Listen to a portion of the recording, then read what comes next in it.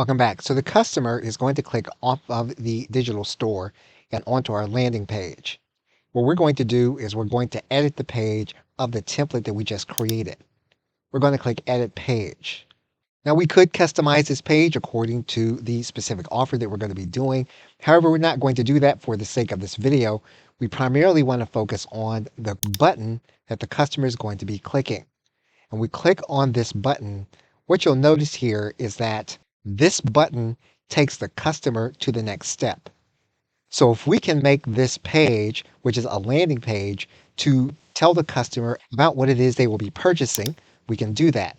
And so we can make this into a traditional sales page with a sales message and convince the customer that they need to click the button if they want to order the product. So our focus is then again going to be the buy button and making sure that the customer then is taken to the next step. Once you have customized your entire page and you have made your sales message what you want it to be, you will then click Save Changes.